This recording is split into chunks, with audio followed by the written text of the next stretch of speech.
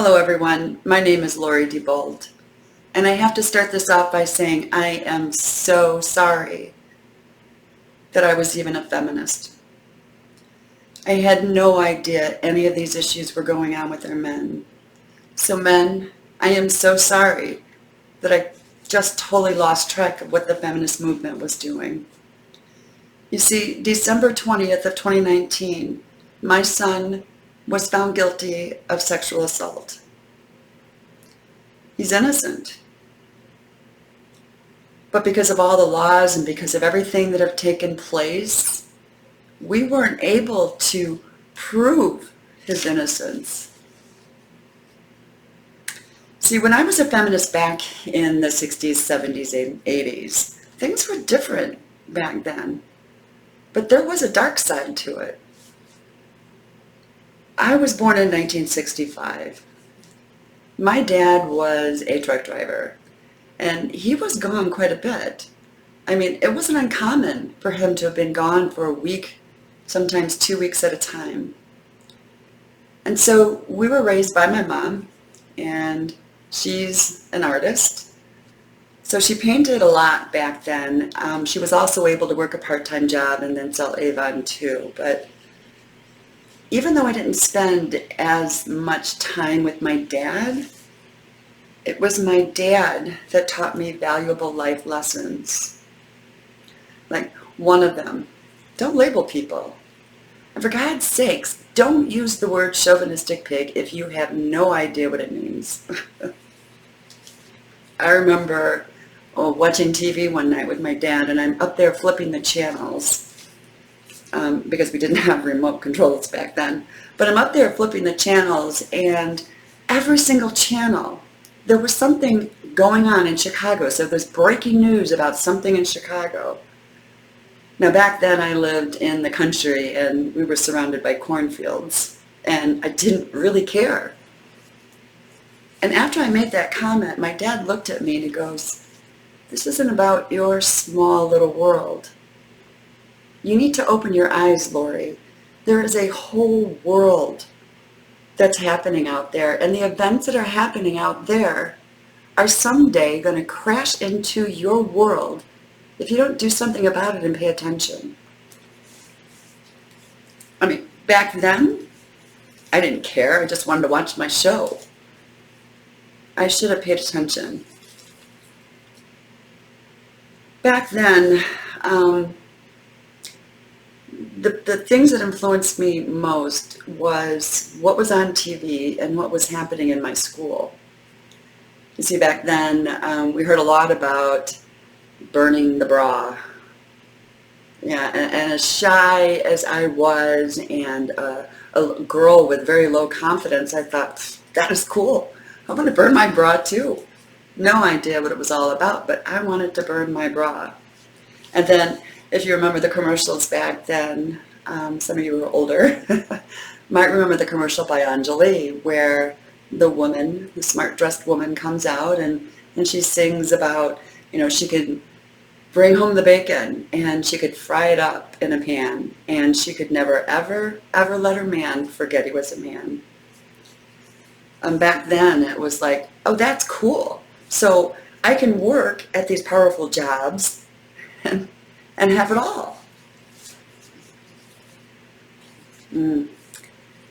Divorce was pretty rampant back then too. It was the explosion of divorces. And so when my best friend's dad and mom got divorced, he was a preacher. He was the preacher in our church. And I was really thrown off by that. Really thrown off. And then when my parents got divorced, I was like, wow. So when I leave high school, I'm going to make darn sure that I can support myself, right? And I didn't want a job as a secretary.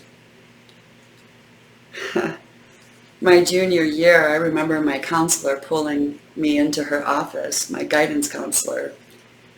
And she said, "So Lori, what do you want to do when you're done with high school?"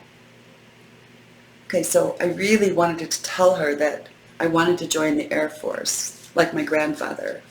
My grandfather fought in World War II and was a prisoner of war for 18 months.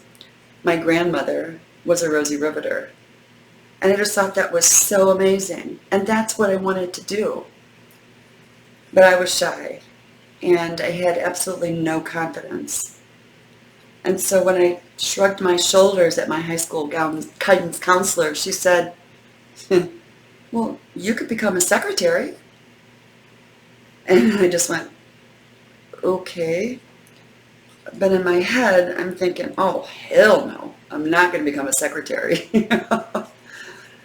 Yeah.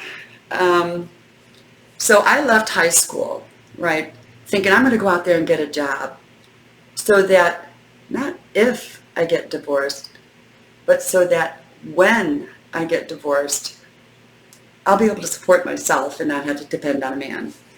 That was my outlook then. And Dad, I'm so sorry. It was then that I just totally concentrated on my own little world. And I lost track of what feminism was doing at the time. I was learning how to survive in the real world. I moved from Illinois to Texas, and I got my first job as a secretary. Okay, and so like at that point, I gave up. Forget it. I don't care. I just want a job. I want to be able to pay my bills. Blah, blah, blah, blah, blah. So meanwhile, in the 80s and the 90s, Amber was born. Amber is my son's accuser. As I left high school in 1983, she was born. And so, not keeping my eye on the ball, I just lived my life. I moved from Texas, and then I moved to Arizona, and decided that my family was important, so I moved back to Illinois. I met a man, got married, and got divorced. Long story, different story. And so I met another man, and I loved him a great deal. I still do. We had 2 sons in the early 90s, Kevin and Tyler. Kevin and Tyler entered their school years with girl power and zero tolerance. In other words, boy bad, girl good. And even then, I didn't look outside of my little world to see what was happening with feminism, even when it was hitting me in the face with the girl power and the zero tolerance. I didn't do anything. I had no confidence. I didn't know what I was doing. Back in the 90s, we had the Office of Violence Against Women created. It was the 80s and 90s that created the woman that accused my son and hurt me dearly. So let me take you to our accuser, all right? Her name is Amber, and that's as much as I can give you about her name. But back in the early 2000s, she was living in Minnesota, and she married a man, and they had a little girl. Now this man wanted to do everything he could to raise and support his family. So he joined the Air Force. Yeah, that was cool. He joined the Air Force. He was willing to sacrifice his life for his family, his country. While he was away, his friends kept telling him, hey, she's violating the marriage. She is sleeping around with others. And he first, he wouldn't believe it until he got the Dear John letter. And he said that that was the hardest time in his life, trying to get through training for the Air Force, knowing that his wife was screwing around. They ended up getting divorced, and somewhere around, 2012 or so, she took her daughter, their daughter, And she moved to Illinois, my state. I talked to that father, and he had no more money left after the divorce to fight.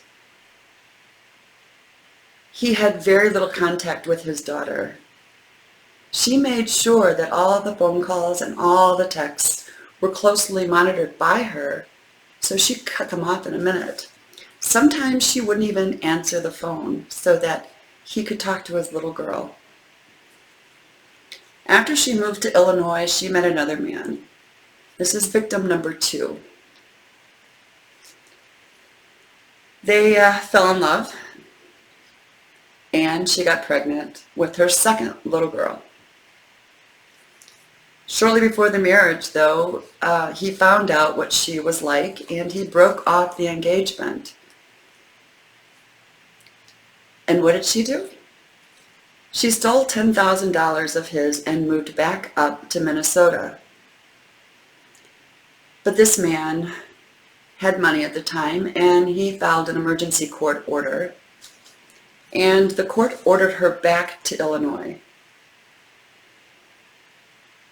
Ever since then, they've had ongoing custody issues. He just wanted peace. He just wanted his daughter to know both parents because it was about his little girl. She wanted war. She wanted war, and it dragged him down to where now he has no money left. And so let me tell you about her third victim, my son, Kevin. June 23rd, 2015, my sons lost their father to suicide. It was my youngest son that came home and found him. Losing their dad to suicide just crushed their world, crushed mine. We were divorced at the time, but he was my parenting partner.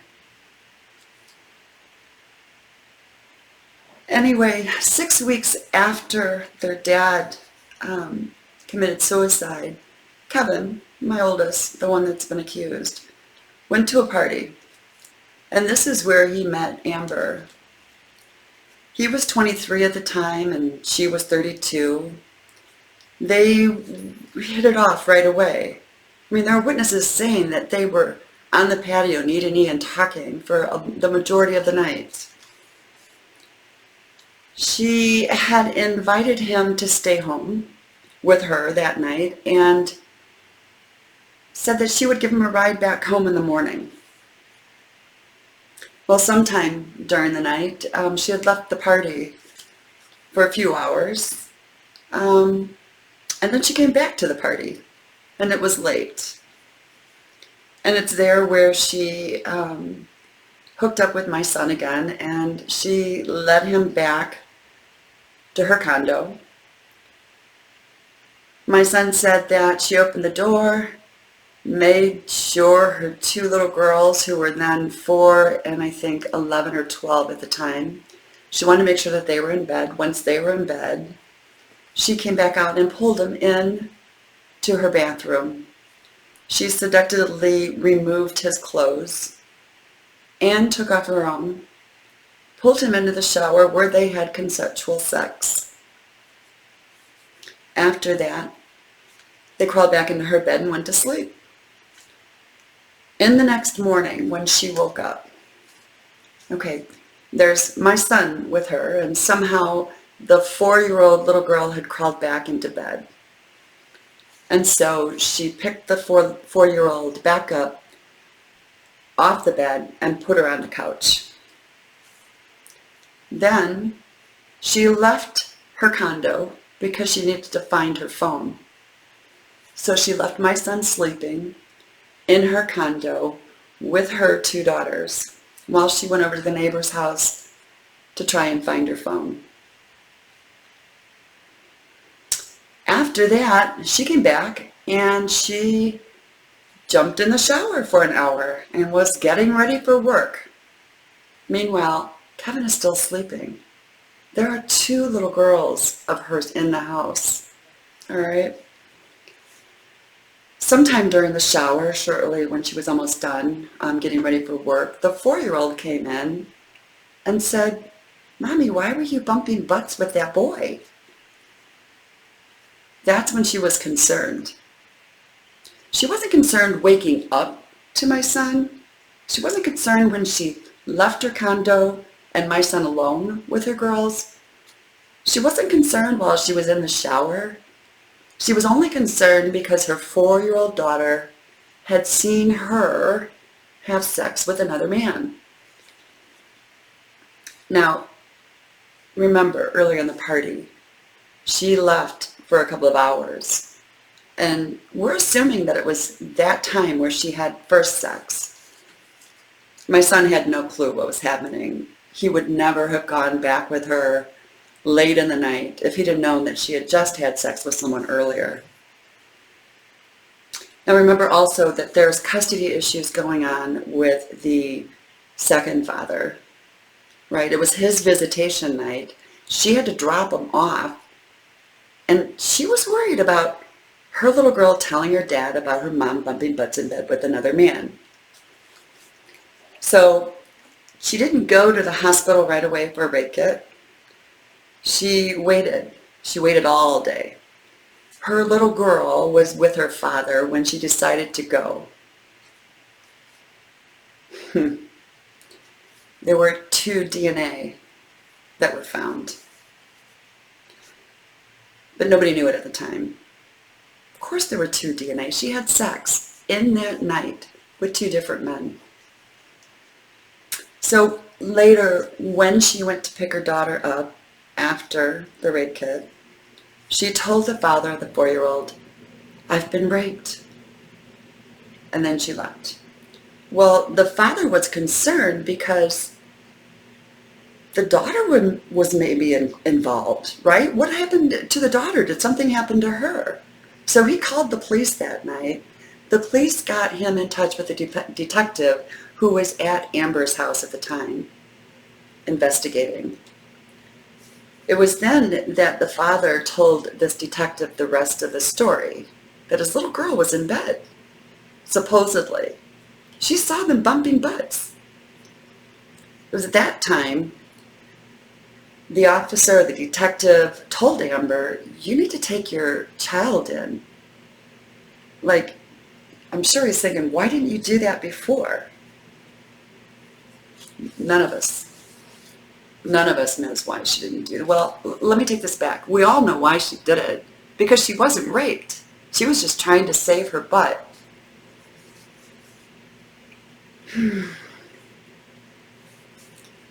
She didn't want to lose her kids, but you know what? DCFS, Department of Children and Family Services, got involved because the father called, and she lost custody of her daughters. So the father of the youngest one got custody of the 4-year-old. Now the father up in Minnesota, he had no clue. She didn't tell him everything that was happening. He didn't find out that she had lost custody until this spring when I talked to him about it. The older girl, his daughter, stayed with the grandmother in Minnesota, and he told me that if he had known that that was happening, he would have fought for custody, but he had no clue. And now, in 2019, Amber has accused the father of the little girl of choking their girl. There's no medical records. I've looked at the police reports. There is nothing. In fact, on TikTok, 2 days later, this little girl is on TikTok and she has no choke marks. She doesn't look afraid, and she looks perfectly normal. It's been over a year and a half now since this man has seen his little daughter. They're still fighting it in court. He has absolutely no money for an attorney. And this has just been dragging on, and meanwhile, he's cried to me. He just wants to see his little girl. He just wants to be her dad. But Amber won't let him. And there's possibly a 4th victim. Just in the springtime, Amber had posted some pictures about getting a puppy from her boyfriend, Scott. But in July, we see a new man that she's now engaged to as of July, and this man is from Minnesota. So you see, she's trying to get back to Minnesota, and we're positive that once she's there, that man will be the fourth victim. The 80s and the 90s were toxic, and I took my eye off the ball and didn't even see all of this happening. Let me tell you about our trial. This was our judge's first trial. She was the assistant prosecutor in the Laquan McDonald case. She fought against the officer. The prosecutor educated the jury on the Me Too movement. Illinois rape shield laws would not allow us to bring in that second DNA. The judge, and I believe very incorrectly, stated, you cannot bring up her past. And we were like, wait a minute. The second DNA happened between 10 p.m. and 6 a.m. that night where she claims my son raped her. How can we not bring that in? But we couldn't. Nor could we talk about the motive for Amber lying. She was worried about the fathers getting custody of her daughters. DCFS took her daughters away that night. She lost custody because of that night. She was not properly supervising them that night. But the judge said we couldn't bring that in. I'm like, that's her motive. There's more. There's prosecutorial misconduct and witness tampering. The eldest daughter stood and testified that she saw my son come home early with her mother and help her into the shower because she was sick. But actually it was some other guy and some other girl that did that. It wasn't my son. The mom, a week before the trial, had coached her daughter and said, you've got it wrong.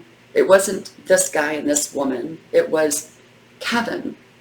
So Kevin, you saw Kevin do this. You saw Kevin come to the house when I was taking a shower early at around 10. So she got on the stand and said, it was Kevin.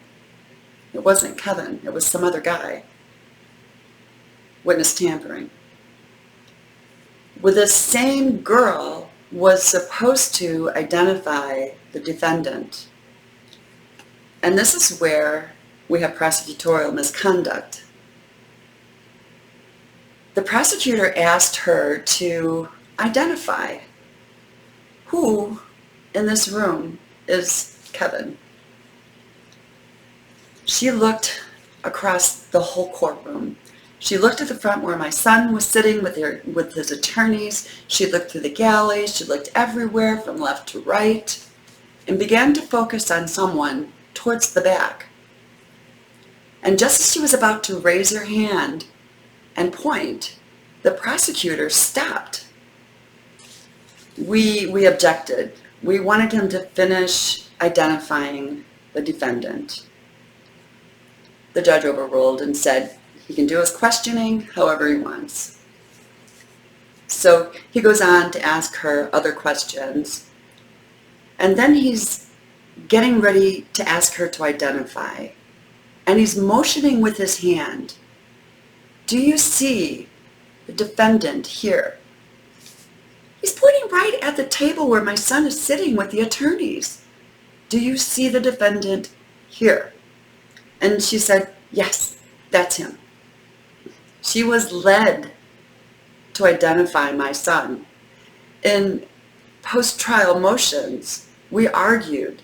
We asked for the video of that so we can prove prosecutorial misconduct. We asked for it. She denied it. She wasn't going to save it for this court. She wasn't going to save it for the appellate. She doesn't believe anything happened. We then came back with 6 witnesses. Kevin's uncle took the stand and testified to exactly what I just said. 6 other people wrote stories saying the same thing that I just said. The judge ruled that, oh, this isn't a matter of who is it, because we already know who it was. So she denied our motion. We have several witnesses that came to the stand and said that my son came back from Amber's house and got some dry clothes and went back to Amber's house. I have phone records where, remember I said Amber lost her phone. She went to the neighbors to look for her phone in the next morning. I have phone records where my son's phone placed a call to her phone at 2 in the morning. The judge denied that as new evidence. She must have used it to look for her own phone. Look, she woke up. If she was really raped, why when she rolled over and saw my son, did she not call the police? Why did she leave her kids there with my son and go to the neighbors? Why did she leave my son sleeping and take a shower? And when she went to get a rape kit later that night, why did she not take her daughter? Because she wasn't raped. She wasn't going to take her daughter in for a rape kit because she didn't want her daughter to go through that. She wasn't raped. But she had to concoct the story. When my son took the stand, he was upset. He was upset because he was accused of something he didn't do. We had to take this all the way to trial. I had to spend thousands of dollars. He was upset. He told his story, and he was angry, and I don't blame him. We were angry too. We thought this trial was finally going to be the one to prove his innocence. And so the jury bought her story. Her story? She got on the stand and said, hey, I wasn't drunk. I was walking fine all night long. I went home at 10 o'clock and I went to bed and I didn't wake up until 6. Wait a minute. She slept through two sex incidences? She slept through 2? When the judge read the verdict,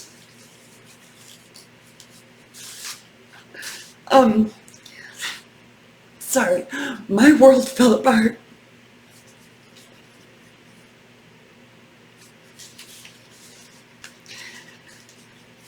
My little world fell apart because I wasn't paying attention to the issues out there. And I'm sorry. Feminism is on steroids today. And it's horrible. And you women are killing the men that I love, that we love. Let's go back to 2017. We have Emily Linden. Oh my God, Emily Linden is a Teen Vogue columnist. Teen Vogue, you know, the magazine that our teens read. She's quoted on Twitter as saying, Emily Linden, she's quoted as saying on Twitter, I'm not at all concerned about men losing their jobs over false accusations of sexual assault and harassment. ... Sorry. Emily, sweetheart, men are losing more than their jobs. Our men are losing their lives. Our men are committing suicide over false accusations. Our men are spending years in prison for something they didn't do. And you're sorry? And you don't care. Let's go back to Twitter, 2017, and Alyssa Milano. The Me Too.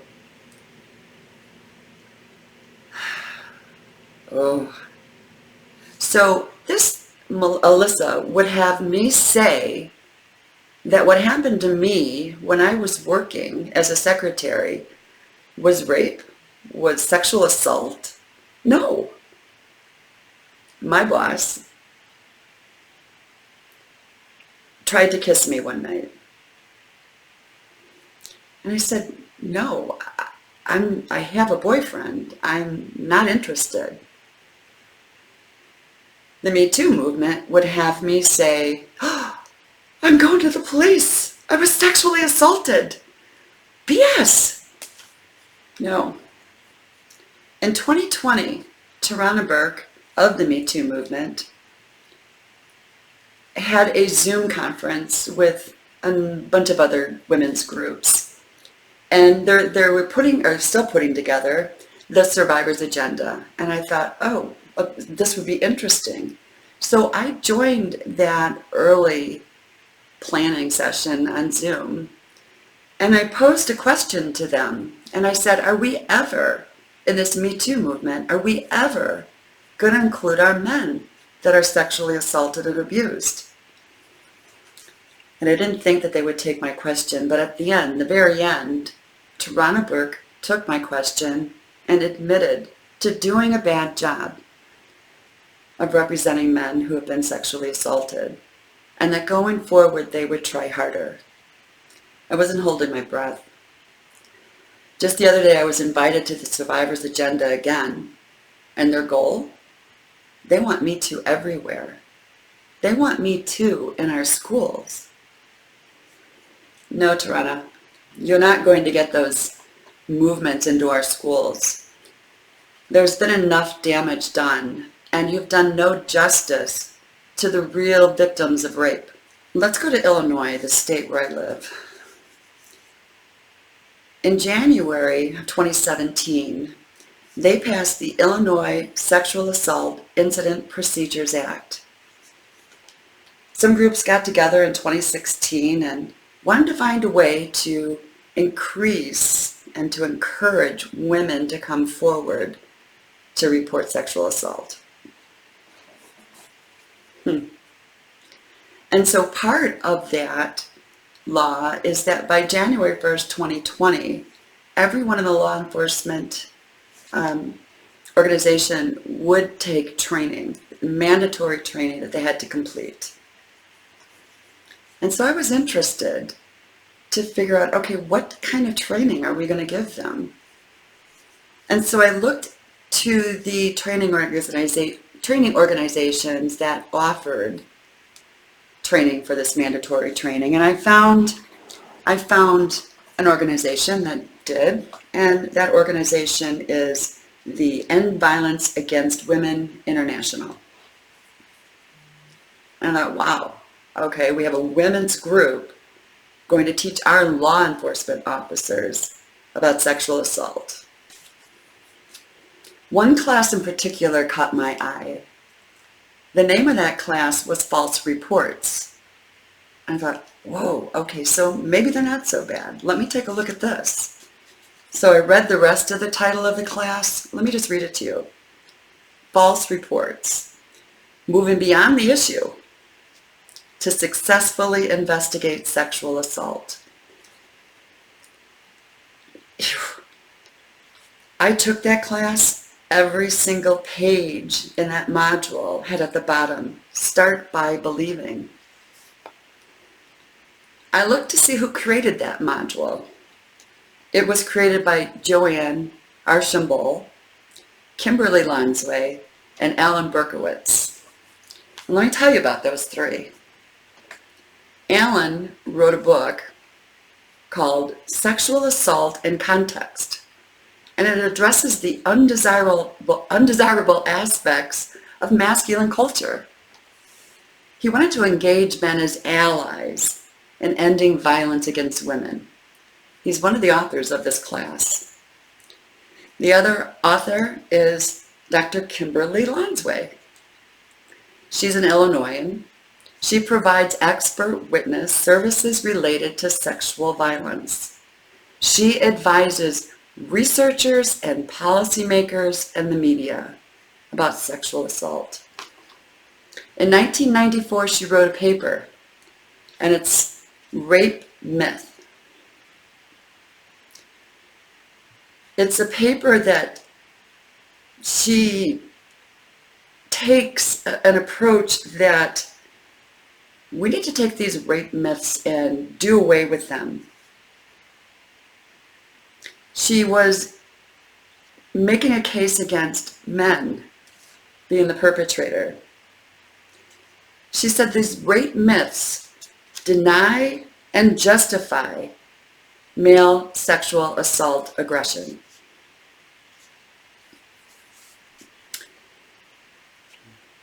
That was Kimberly Lansway. Let's talk about Joanne. Now, she's the CEO of End Violence Against Women. She's a retired sergeant of the San Diego Police Department. Her last 10 years there, she supervised the sex crimes unit, where thousands of felony assault, sexual assaults are prosecuted every year. She put out a training bulletin, and it's titled Advocates and Law Enforcement, Oil and Water. She wrote this because in her traveling seminars, she demanded that advocates be able to work with law enforcement agencies when it comes to sexual assault. And she was met with resistance. In one of her speeches, one of the prosecutors stood up and strongly fought against it. I want to know who that prosecutor is. I want to give him kudos. After one of her speeches, a group of officers talked to her afterwards, and they were asking her about why would we have advocates and officers work together? That's like oil and water. It doesn't mix. She didn't like that.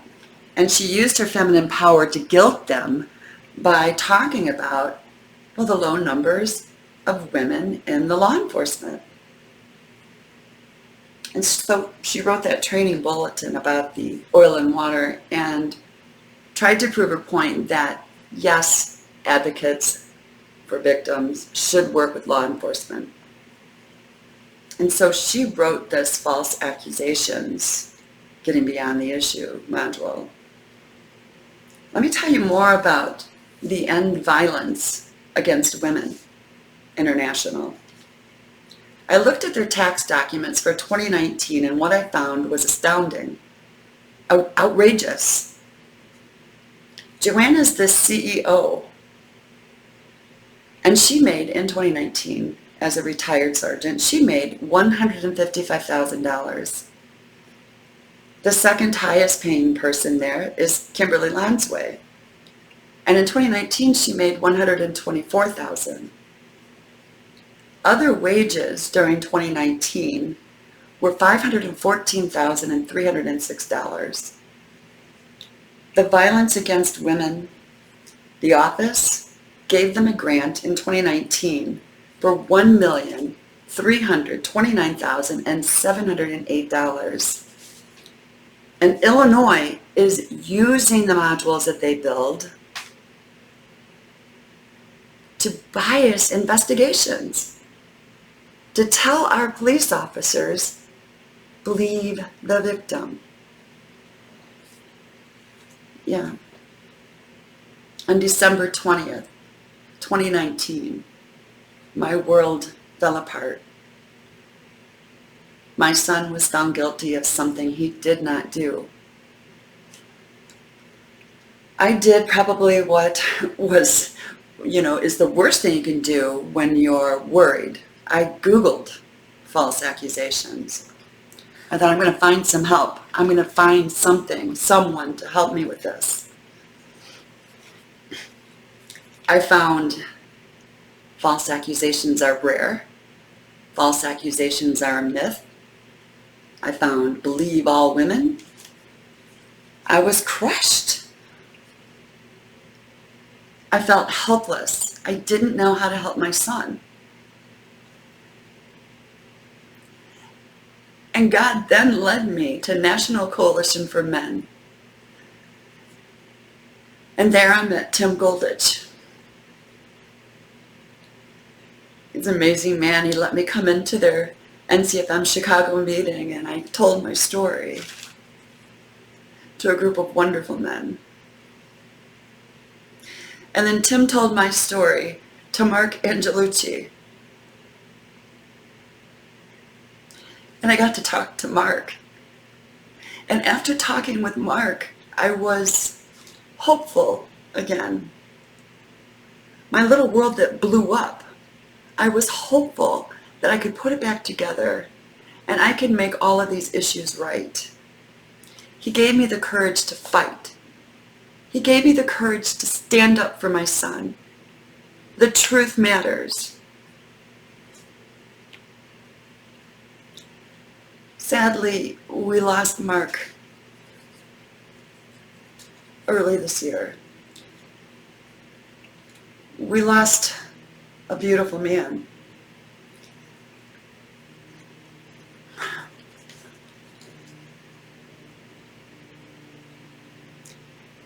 Meanwhile, God, Mark, I love you. Thank you.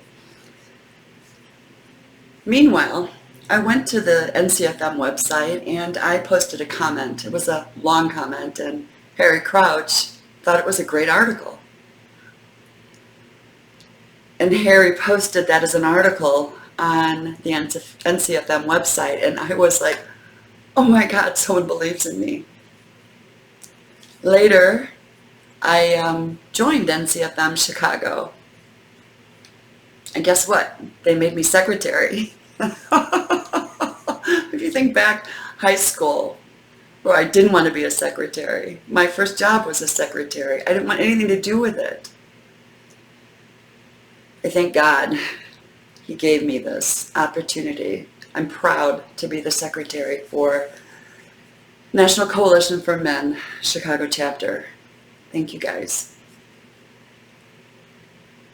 In August of this year, Harry gave me a challenge. He wanted me to take on false accusations of sexual assault. And I did. I am up for that challenge, and I'm running hard.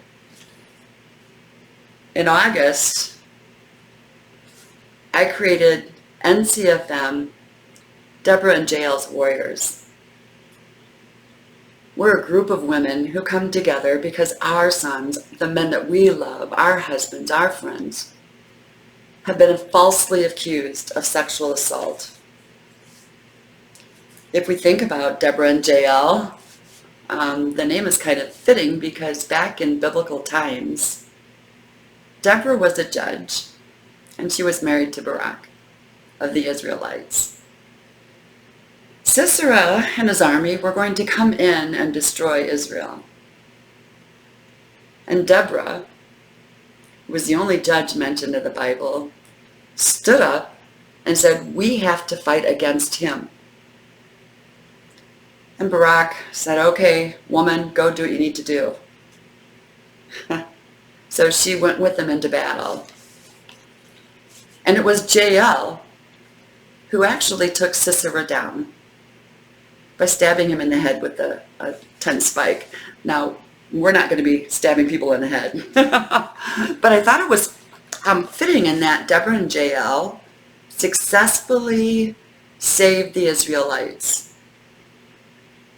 And they enjoyed peace for 40 years after that. And so the women's group that I've created, we're up to 12 now, and we haven't even published anything yet, but we are a support group, an action group. We're sharing our pain, warning others, and we are going to change these laws that are against our men. We're going to change these stereotypes that are killing our men. And if we have it our way, we are going to defund and dismantle the Office of Violence Against Women. I have so many women in our group, and I wanted them to share part of their stories as part of this video. Unfortunately, didn't have enough time to get it all together. But I have Crystal in our group. She's the fiance to Jerry Cox. Out in Mariposa County, he was falsely accused. And now he's losing his land, all because of the corrupt world that's going on. You can look that up, Jerry Cox. It's a real story. NCFM supports him. My friend from school, Cam Brunswick, her son, who has a mental disability and the mind of an 8-year-old, has been accused of sexual assault falsely. He's innocent. We had Melissa McFadden from Missouri with us. Her son was falsely accused of sexual assault. He's spending 15 years in prison because of the woman that lied.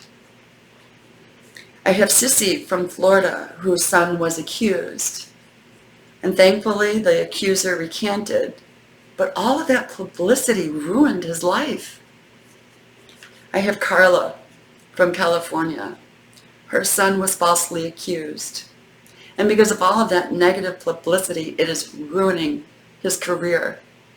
She's fighting that to this day. I have Katrina from Illinois, and she's giving us the high school perspective. See, when I was in high school, we called people a chauvinistic pig. That was damaging. But even more damaging today are the stories I'm hearing from Katrina about what girls are doing to boys in high school. The girls are accusing these boys of rape because that's normal to them. That's what they're doing, and it's scaring me. And Tarana Burke wants to put Me Too in schools? No. I have Deborah from Missouri, who's a friend of Melissa. Her son was set up in a sting, and he's in prison for something he never, ever would have thought of doing, ever. I have so many others that I'd like to talk about. But in wrapping this up, for now, I just want to say thank you, Dad. He passed away when I was 3 months pregnant with my first. But thank you, Dad, for teaching me those valuable life lessons. I'm coming late to the game. This isn't about my tiny little world anymore. This is about putting an end to toxic feminism. It's about putting an end to the women who are hurting our men and hurting the women, the men, and children and families that love them. Men, again, I apologize. But I'm back in the game. My eyes are on what's happening. Tim, thank you for allowing me to join NCFM Chicago. Harry, thank you very much for believing in me. Mark Angelucci, thank you for your encouragement. You rock. My husband, I just want to thank you real quick. Without you and your technical knowledge, I never would have been able to pull this video thing off in such a short notice. He's all about the ones and zeros, and I have no clue how that works. I want to thank my son, Kevin, for being so strong and giving me courage to stand up for the truth. Kevin, we will get your story told. Your truth will come out. With God's help, with NCFM, Deborah and Jail's warriors, we're going to get your truth out.